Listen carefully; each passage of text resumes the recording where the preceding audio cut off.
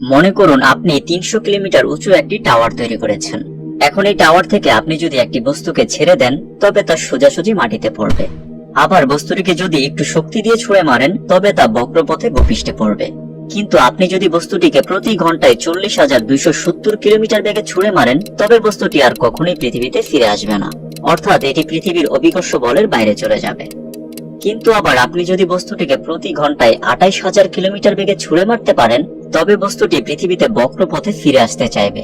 কিন্তু এই ক্ষেত্রে বস্তুটির বক্রপথ এবং পৃথিবীর বক্রতা সেম হয়ে যাবে, ফলে বস্তুটি মুক্তভাবে পড়বে ঠিকই, কিন্তু প্রতি ক্ষেত্রে পৃথিবীকে মিস করবে, অর্থাৎ পৃথিবীর চারপাশে ঘুরতে থাকবে। সুতরাং কোনো বস্তুকে নির্দিষ্ট উচ্চতায় নিয়ে গিয়ে নির্দিষ্ট বেগ দিতে পারলে বস্তুটির গতিপথে যেই ইউনিক বৈশিষ্ট্য দেখা যাবে তা থেকে বিভিন্ন সুবিধা নেওয়া সম্ভব। এখন প্রশ্ন হচ্ছে, কোনো একটি বস্তুকে নির্দিষ্ট উচ্চতায় নিয়ে গিয়ে নির্দিষ্ট বেগ কিভাবে দেওয়া সম্ভব? তখনই সামনে আসে রকেট সায়েন্স।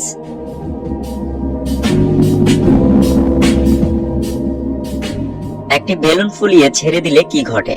বেলুনের যেই দিক থেকে বাতাস বের হয় বেলুনটি তার বিপরীত দিকে গতিশীল থাকে। এই বিষয়টির গাণিতিক ব্যাখ্যা হচ্ছে, প্রত্যেক ক্রিয়ারই একটি সমান এবং বিপরীতমুখী প্রতিক্রিয়া রয়েছে। যতক্ষণ ক্রিয়া থাকবে ততক্ষণ প্রতিক্রিয়া থাকবে, যাকে বলে নিউটনের গতির তৃতীয় সূত্র। রকেট ঠিক এই বেলুনের মতোই কাজ করে, তবে পার্থক্য হচ্ছে বেলুনের গতিপথ আনপ্রেডিক্টেবল, অন্যদিকে রকেটের গতিপথ প্রেডিক্টেবল এবং নিয়ন্ত্রিত। যে কোনো রকেটের মোট ওজনের 90% হচ্ছে জ্বালানি, কারণ নিউটনের গতির দ্বিতীয় সূত্র থেকে আমরা জানি F=ma, অর্থাৎ কোন বস্তুর ভর যত বেশি হবে সেটির মধ্যে ত্বরণ সৃষ্টি করতে তত বেশি বল বা ফোর্স প্রয়োজন হবে।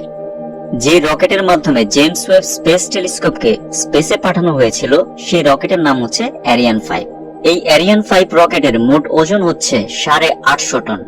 এখন চিন্তা করুন, 850 টন ওজনের একটি বস্তুকে উপরে তুলতে কি পরিমাণ শক্তির প্রয়োজন হবে, এবং এই জন্যই একটি রকেটের মোট ওজনের প্রায় 90%ই থাকে জ্বালানি। রকেটে দুই ধরনের জ্বালানি ব্যবহার করা হয়, তরল এবং কঠিন জ্বালানি। কঠিন জ্বালানি হিসেবে ব্যবহার করা হয় অ্যালুমিনিয়াম পাউডার এবং অ্যামোনিয়াম পারক্লোরেট। এদের বিক্রিয়ায় খুবই অল্প সময়ের মধ্যে প্রচুর পরিমাণ শক্তি উৎপন্ন হয়, যার ফলে রকেটের দুই পাশে থাকা বুস্টারে কঠিন জ্বালানি ব্যবহার করা হয়।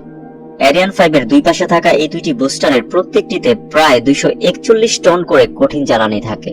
তবে এখানে আশ্চর্যের বিষয় হচ্ছে, এই 241 টন জ্বালানি মাত্র 2 মিনিটেই পুড়ে যায়। তবে এই 2 মিনিটের মধ্যেই রকেট প্রায় 65 কিলোমিটার উপরে উঠে যায়।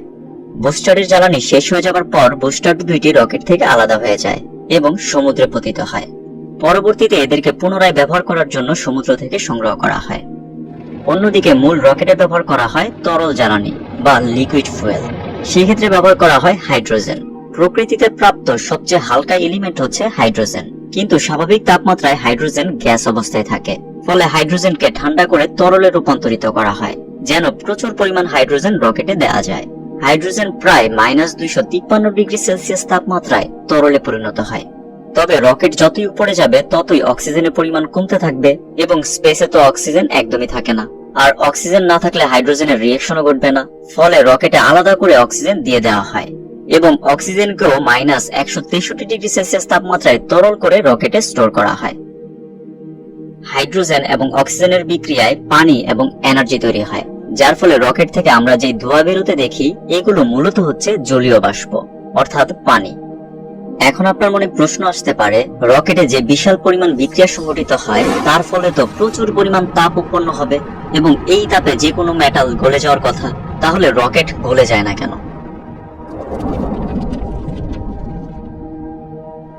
রকেটের মেইন ইঞ্জিনে যখন হাইড্রোজেন এবং অক্সিজেন ইনজেক্ট করা হয় তখন বিক্রিয়ার ফলে তাপমাত্রা প্রায় 3300 ডিগ্রি সেলসিয়াস পর্যন্ত হয়ে থাকে। এই তাপমাত্রায় রকেটে যে মেটাল ব্যবহার করা হয় তা গলে যাবার কথা, কিন্তু এমনটা ঘটে না, কারণ এই ক্ষেত্রে খুবই চমৎকার কুলিং সিস্টেম ব্যবহার করা হয়। নজেলের বাইরে এবং ভিতরের দিকে চিকন চিকন পাইপ থাকে। এই পাইপগুলোতে ক্রমাগত রকেটে থাকা -253 ডিগ্রি সেলসিয়াস তাপমাত্রার হাইড্রোজেন প্রবাহিত করা হয়, যার ফলে এত উচ্চ তাপমাত্রাতেও নজেল ঠান্ডা থাকে। যাই হোক, মেইন রকেটের জ্বালানি যখন শেষ হয়ে যায় তখন সেটিও আলাদা হয়ে যায়।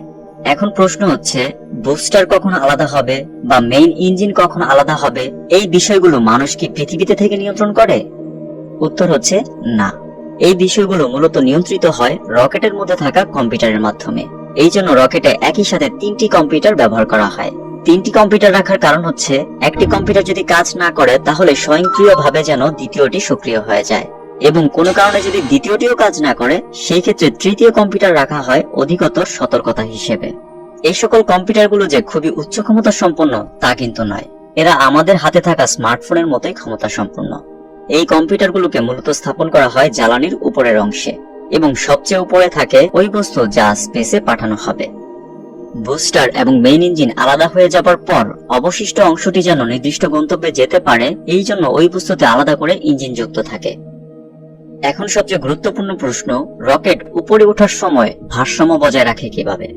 এর উত্তর হচ্ছে এইভাবে। খেয়াল করুন, এই ব্যাগটির ভারসাম্য বজায় রাখার জন্য আমার হাতকে ভরকেন্দ্র অনুযায়ী বিভিন্ন দিকে মুভ করতে হচ্ছে। রকেটের ক্ষেত্রে এই কাজটি করে নজেল। নজেলটি সক্রিয় থেকেই বিভিন্ন দিকে মুভ করতে পারে, যার মাধ্যমে রকেটের ভারসাম্য বজায় থাকে।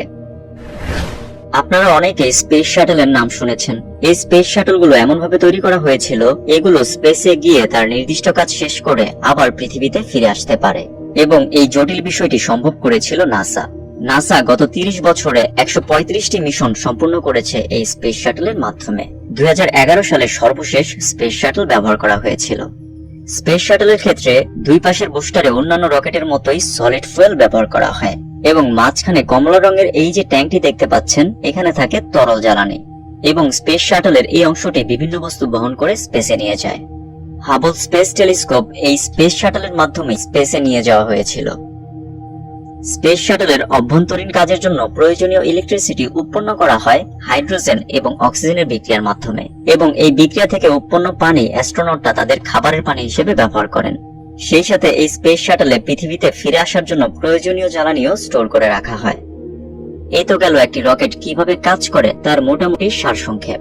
তবে একটি রকেট লঞ্চ করার সময় লঞ্চ প্যাডেও অনেক বিষয় মেনটেন করতে হয়। রকেট লঞ্চ প্যাড বিভিন্ন বিষয় লক্ষ্য রেখে তৈরি করতে হয়। রকেট ইঞ্জিন যখন স্টার্ট হয় তখন প্রচুর পরিমাণ জলীয় বাষ্প তৈরি হয়। এই বিশাল পরিমাণ জলীয় বাষ্প যেন লঞ্চ প্যাড থেকে সাথে সাথে সরে যায়, এই জন্য এই ধরনের মুখ তৈরি করা হয়, যার মাধ্যমে প্রাথমিকভাবে উৎপন্ন জলীয় বাষ্প সাথে সাথে লঞ্চ প্যাড থেকে দূরে সরে যায় এবং রকেট সুরক্ষিত থাকে। একটি রকেট লঞ্চ করার সময় অকল্পনীয় শব্দ শক্তি উৎপন্ন হয়, যা 5-6 কিলোমিটার দূরে থেকেও অনুভব করা যায়। এখন এই বিশাল পরিমাণ শব্দ শক্তি ফ্লোরে প্রতিফলিত হয়ে রকেটের মারাত্মক ক্ষতি করতে সক্ষম। ফলে এই বিশাল শব্দ শক্তিকে মিনিমাইজ করা খুবই জরুরি, এবং এই কাজটি করা হয় পানির মাধ্যমে, কারণ ওয়াটার বাবল খুবই ভালো সাউন্ড ক্যান্সেলেশন হিসেবে কাজ করে। এর জন্য রকেট লঞ্চ করার পূর্ব মুহূর্তে লঞ্চ প্যাডে প্রচুর পরিমাণ পানি নিক্ষেপ করা হয়। এই পানি থেকে প্রচুর পরিমাণ ওয়াটার বাবল তৈরি হয়, যা লঞ্চ প্যাডের চারপাশের পরিবেশে ভাসতে থাকে, এবং এই ওয়াটার বাবলের মাধ্যমে রকেট লঞ্চ করার ফলে যে শব্দ শক্তি তৈরি হয় সেই শব্দ শক্তি তাপ শক্তিতে রূপান্তর হয়ে যায়, এবং শব্দ শক্তির ক্ষতিকর প্রভাব থেকে রকেট সুরক্ষিত থাকে। এই একই টেকনিক সাবমেরিনেও ব্যবহার করা হয়, যেন শব্দের মাধ্যমে সাবমেরিনকে ডিটেক্ট করা না যায়। যাই হোক, যে কোনো রকেট লঞ্চ প্যাডগুলো মূলত বিষুবীয় রেখা বরাবর বা তার আশেপাশে তৈরি করা হয়, কারণ একটু লক্ষ্য করলে বুঝতে পারবেন পৃথিবীর ঘূর্ণনের ফলে মেরু অঞ্চলে ঘূর্ণন স্পিড সবচেয়ে কম এবং বিষুবীয় অঞ্চলে সবচেয়ে বেশি, যার ফলে বিষুবীয় অঞ্চলে থাকা যে কোনো বস্তু এমনিতেই ঘন্টায় 1650 কিলোমিটার গতিপ্রাপ্ত হয়। এখন রকেট যদি বিষুবীয় অঞ্চল থেকে লঞ্চ করা হয় তবে তা পৃথিবীর ঘূর্ণনের সর্বোচ্চ সুবিধা পাবে, ফলে তুলনামূলক কম জ্বালানি খরচ হবে, এবং এটি খুবই গুরুত্বপূর্ণ। আপনারা আরেকটি বিষয় খেয়াল করবেন, যে কোনো রকেট লঞ্চ করার পর সেটি সার্বক্ষণিক একদম স্ট্রেট সোজাসুজি উপরে ওঠে না। কিছু সময় পর সে পৃথিবীর ঘূর্ণন বরাবর বেঁকে যায়, এবং পৃথিবীর ঘূর্ণনের দিকে বেঁকে যাওয়ার ফলে যে কোনো রকেট পৃথিবীর ঘূর্ণনের সর্বোচ্চ সুবিধা নিয়ে অরবিটে যেতে পারে। এবং যে কোনো রকেট লঞ্চ করার পর থেকে এর জ্বালানি ক্রমাগত কমতে থাকে, ফলে এর ওজনও ক্রমাগত কমতে থাকে। ফলাফল হিসেবে রকেটের বেগ প্রতিনিয়ত বৃদ্ধি পেতে থাকে, এবং এইভাবেই রকেট যে কোনো স্যাটেলাইটকে তার কাঙ্ক্ষিত অরবিটে কাঙ্ক্ষিত গতিতে পৌঁছে দেয়। এখন পর্যন্ত একটি রকেটের মূল বিষয়গুলো বলা হয়েছে, কিন্তু এইগুলো ছাড়াও একটি রকেটের সফল উড্ডয়নের পিছনে আরো শত শত খুঁটিনাটি বিষয় রয়েছে, যেগুলোর প্রত্যেকটিকে 100% অ্যাকুরেসির সাথে মেনটেন করতে হয়। আসলে একটি রকেটের মেকানিজম খুবই বিশাল ইঞ্জিনিয়ারিং, সেই সাথে বিশাল কর্মযোগ্য। এখন অরবিট মেকানিজম নিয়ে সংক্ষেপে বলা যাক। যে কোনো ন্যাচারাল বা আর্টিফিশিয়াল স্যাটেলাইটকে কোনো একটি নির্দিষ্ট অরবিটে থাকতে হলে কতটা বেগ প্রাপ্ত হতে হবে কিংবা সেটা কত সময়ে পৃথিবীকে প্রদক্ষিণ করবে, এই বিষয়গুলো সম্পূর্ণ গাণিতিক ব্যাপার।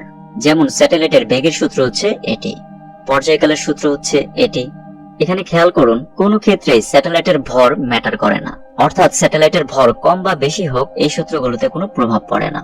তাছাড়া কোনো একটি স্যাটেলাইট এক অরবিট থেকে অন্য অরবিটে যেতে হলে কোন পজিশন থেকে কতটা এনার্জি বুস্ট আপ করতে হবে, এইগুলো সম্পূর্ণ গাণিতিক বিষয়। এই ক্ষেত্রে কেপলারের কক্ষপথে যে 3টি সূত্র রয়েছে তা খুবই গুরুত্বপূর্ণ। তবে সরাসরি গাণিতিক বিষয় না বলে সহজ করে বলার চেষ্টা করি। কোন একটি স্যাটেলাইটের অরবিট যদি বৃত্তাকার হয় তবে স্যাটেলাইটের বেগ সব সময় সেম থাকবে। কিন্তু স্যাটেলাইটের অরবিট যদি উপবৃত্তাকার হয় তবে স্যাটেলাইট যখন পৃথিবীর সবচেয়ে কাছে থাকবে তখন এর গতি সবচেয়ে বেশি হবে, এবং যেই পজিশনে পৃথিবী এবং স্যাটেলাইটের দূরত্ব সবচেয়ে বেশি হবে সেই পজিশনে বেগ সবচেয়ে কম হবে। কোন একটি স্যাটেলাইট পৃথিবী থেকে যত দূরে থাকবে সেটির অরবিটও তত বড় হবে এবং সেই স্যাটেলাইটের স্পিডও তুলনামূলক কম হবে। এখন মনে করুন কোন একটি স্যাটেলাইট বৃত্তাকার পথে পৃথিবীকে প্রদক্ষিণ করছে। এমন ক্ষেত্রে স্যাটেলাইটটিকে আপার অরবিটে নিতে হলে প্রথমে যে কোনো পজিশন থেকে ইঞ্জিনকে বুস্ট আপ করতে হবে, অর্থাৎ স্পিড বাড়াতে হবে। এতে অরবিটের শেপ কিছুটা উপবৃত্তাকার হবে। এরপর স্পিড বাড়ানো অফ করে নতুন উপবৃত্তাকার অরবিটের হাইয়েস্ট পয়েন্ট পর্যন্ত অপেক্ষা করতে হবে।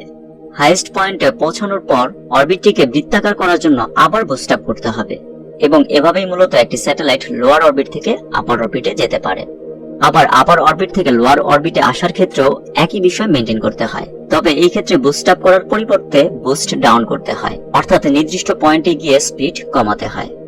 এখন কোন পয়েন্টে গিয়ে স্পিড বাড়াতে হবে বা কোথায় গিয়ে কমাতে হবে এই বিষয়গুলো মেনটেন না করে যদি আপনি আপনার ডেস্টিনেশন বরাবর সরাসরি স্পিড আপ করতে থাকেন তবে অরবিটের আকার এমন হবে যে স্যাটেলাইটটি একসময় পৃথিবীতে পতিত হবে। যাই হোক, এবার মনে করুন একটি স্যাটেলাইট উপবৃত্তাকার কক্ষপথে রয়েছে। এখন এটি যদি আপার অরবিটে যেতে চায় সেই ক্ষেত্রে কিছু হিসেব নিকেশ করে খুব অল্প জ্বালানি খরচ করেই আপার অরবিটে যাওয়া সম্ভব।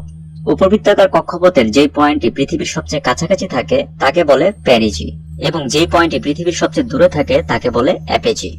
এখন স্যাটেলাইটটি যদি আপার অরবিটে যেতে চায় তবে প্যারিজি পয়েন্টে এসে স্পিড আপ করলে অল্প জ্বালানি খরচ করেই আপার অরবিটে যাওয়া যায়, কারণ প্যারিজি পয়েন্টে এমনিতেই বেগ সবচেয়ে বেশি থাকে। ফলে এই অবস্থায় অল্প বেগ অ্যাড করলেই আপার অরবিটে যাওয়া যায়। এই হিসাব নিকেশগুলো যে শুধুমাত্র স্যাটেলাইটের ক্ষেত্রে করা হয় তা কিন্তু নয়। যে কোনো স্পেস মিশন, সেটা হোক চাঁদে, মঙ্গল গ্রহে বা অন্য যে কোনো স্পেস মিশন, সকল ক্ষেত্রেই এই অরবিটের হিসাব নিকেশগুলো করতে হয়। যাই হোক, এখন একটি প্রশ্ন করি, এই মুহূর্তে আমাদের ন্যাচারাল স্যাটেলাইট অর্থাৎ চাঁদের গতি যদি একদম শূন্য হয়ে যায় বা কোনোভাবে শূন্য করে দেওয়া হয় তবে কি ঘটবে? উত্তর হচ্ছে চাঁদ সোজাসুজি পৃথিবীতে এসে পড়বে, কারণ চাঁদে গতি না থাকা মানে হচ্ছে এটি তার অরবিট মেনটেন করতে পারবে না। ফলে এর উপর যেই বস্তুটির অভিকর্ষ বল সবচেয়ে বেশি তার উপরেই সে পতিত হবে। আমরা প্রতিনিয়ত স্পেসে স্যাটেলাইট পাঠাচ্ছি, যা আমাদের জীবনকে এবং যোগাযোগ প্রযুক্তিকে আরো সহজ করছে, কিন্তু এর একটি বিপজ্জনক দিকও রয়েছে এবং তা হচ্ছে স্পেস ডিব্রি। স্পেস ডিব্রি সম্পর্কে বিস্তারিত জানতে এই ভিডিওটি দেখতে পারেন। ভিডিও ভালো লাগলে বিজ্ঞান পাইসি পরিবারে যুক্ত হয়ে সাথে থাকতে পারেন।